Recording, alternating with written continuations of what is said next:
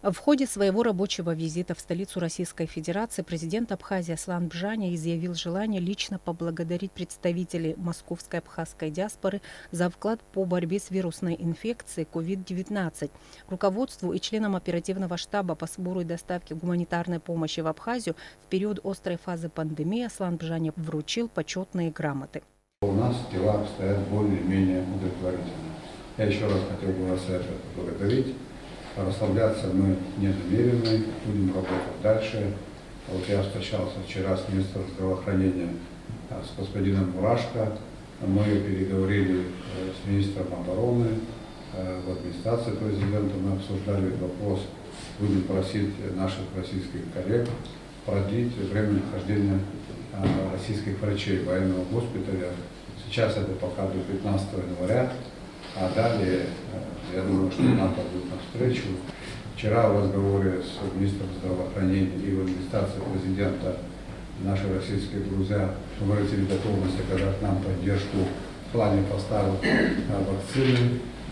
Начнем, видимо, с определенной категории граждан, с врачей, с теми, кто непосредственно работает с больными, и с другими категориями. Будет определенный график. Оказало воздействие в целом на нашу жизнь, на нашу экономику. Мы в этом году не доберем около 1 миллиарда рублей, собственно, доходной части бюджета. Это напрямую связано с тем, что граница была закрыта, напрямую связано с тем, что эпидемия оказала такое воздействие на нашу экономику. Ну, падать духом нельзя, расслабляться тоже нет такой возможности. Поэтому вместе с нашими российскими друзьями будем идти дальше. Противодействие этой заразе. Аслан Бжаня проинформировал актив московской диаспоры и по другим встречам в правительстве России. Глава государства отметил, что его встречи с руководителями федеральных ведомств проходят в рамках реализации договоренностей, достигнутых в ходе его встречи с президентом Российской Федерации Владимиром Путиным, которая состоялась в Сочи 12 ноября. В течение 30 дней они должны были подготовить определенный материал. В связи с этим я сюда приехал, уже провел встречи с министром транспорта, с министром здравоохранения, и намечается еще ряд встреч с руководителями разных ведомств. Встреча в Министерстве транспорта, мы обсуждали два вопроса. Вопрос, связанный с запуском Сухумского аэропорта, и вопрос, связанный с капитальным ремонтом и реконструкцией моста. Вот тот самый пешеходный мост. Наши коллеги, российские друзья к этому подошли очень ответственно. Степень их готовности к разговору был очень высок. Я рассчитываю, надеюсь на то, что у нас все получится.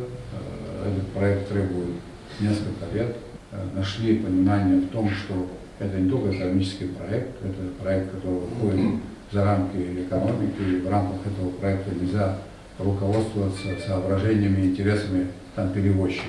Это то, что будет работать на создание общей территории обороны и безопасности, на создание общей социально-экономической территории, как это прописано в нашем большом договоре. И как это мне показалось, сегодня есть основания тихо радоваться. Но будем идти дальше, будем идти вперед.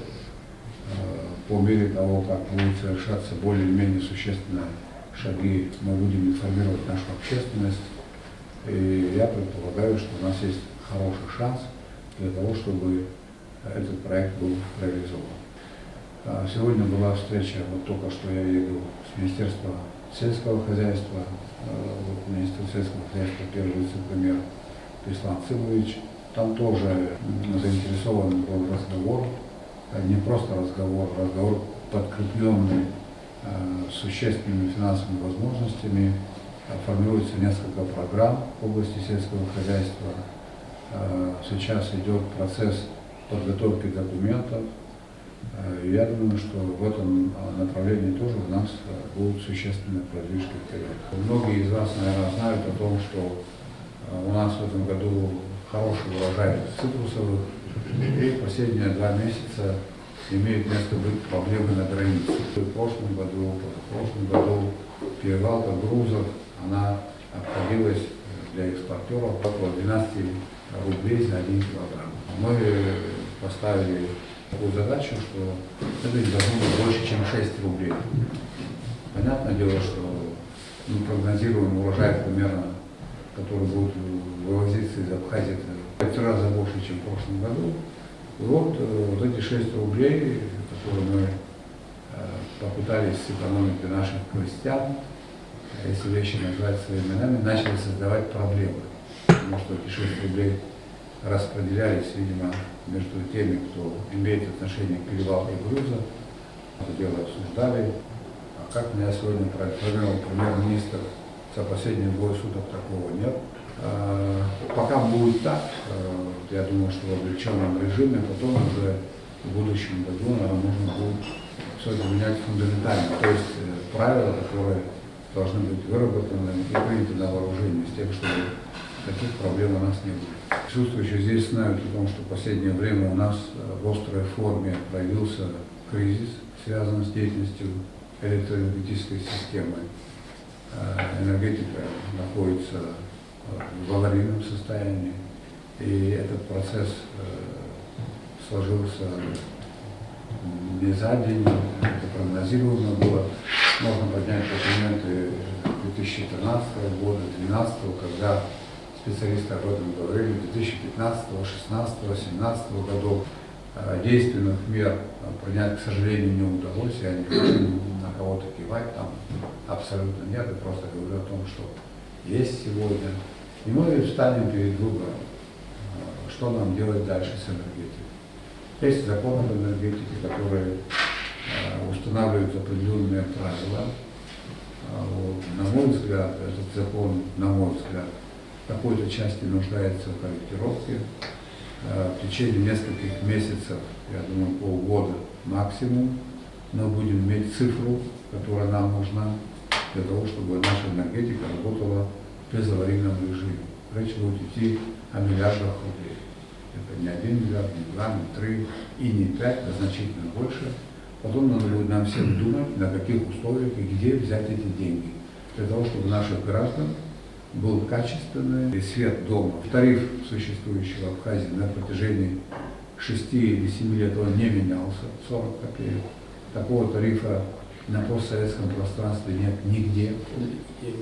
Вот. Если даже это увязывается средняя заработная плата, тем же Краснодарским краем, там средняя заработная плата больше 30 тысяч, но цена электроэнергии 3 рубля. У нас средняя заработная плата 10 тысяч рублей. У нас она стоит 40 копеек. И беда еще состоит в том, что мы эти 40 копеек не платим. И ни для кого не должно быть неожиданностью, что власть будет предпринимать максимум усилий для того, чтобы эти деньги платились. И тариф тоже будет повышен. Иначе мы электроэнергию, энергетику потеряем как отрасль. Это мнение специалистов. У нас проблемы, связанные с выплатой внешнего долга. Государство на протяжении нескольких лет выплачивает кредит, экспортный кредит на восстановление железной дороги. Значительная сумма выплачена, осталась еще существенная сумма. И вот мы просили руководство Российской Федерации о том, чтобы они эту сумму списали. Работа в этом ключе идет. На этом я так и могу сказать, что мы можем рассчитывать на понимание. Мной был подписан документ называется «План гармонизации законодательства». Этот документ поступил в Абхазию в декабре 2019 года. Часть этих пунктов, которые были в этом документе, вызывали, скажем так, неоднозначную реакцию абхазской общественности.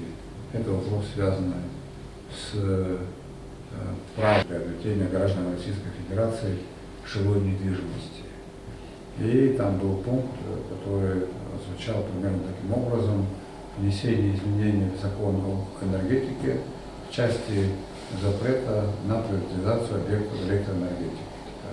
Он поступил в декабре 2019 года, он был согласован на межправкомиссии в ноябре 2019 года. Мы этот документ направили в парламент, он там лежал в той редакции, в какой он поступил в декабре 2019 года. Но вокруг этого документа было много дискуссий. Один пункт пока он вышел за рамки этого документа, его там нет. Это вопросы, имеющие отношение к продаже жилой недвижимости. А то, что касается энергетики, там редакция другая. Там речь не идет о том, чтобы отменить статьи закона, которые запрещают приватизацию объектов энергетики. Там речь идет о том, что принятие нормативных актов, которые позволяют привлечь инвестиции в энергетику Абхазии для укрепления энергетической безопасности. Все эти пункты плана гармонизации требуют работы. Создана рабочая группа со стороны Российской Федерации, с нашей стороны. И по каждому пункту будет дискуссия, по каждому пункту будет работа экспертов с тем, чтобы мы на выходе получили документ, который будет в конечном итоге соответствовать интересам и Абхазии, и Российской Федерации.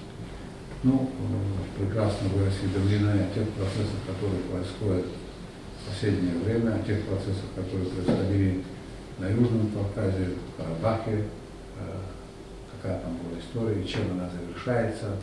Какие-то параллели, безусловно, в нашем случае можно проводить, какие-то параллели неуместные. Могу сказать лишь то, что и для вас это не является новостью. Мир не стал более безопасным, более гуманным, более добрым. Ситуация, я думаю, что будет в этом смысле усложняться. Мое глубокое убеждение состоит в том, что нам необходимо укреплять наши союзнические отношения с Российской Федерацией. Мы не имеем права врать нашему союзнику, давать обещания, которые в конечном итоге не будут исполнены. Это будет никуда. Я категорически против этого. По ключевым вопросам будем советоваться. Постоянно в этом ключе работаю с парламентом, с нашим населением, с нашими гражданами. У нас есть шанс выйти на новый уровень взаимоотношений с Российской Федерацией, сохранить нашу государственность и укрепить ее. Потому как наша государственность – это единственная гарантия, которая обеспечивает сохранность нашего этноса.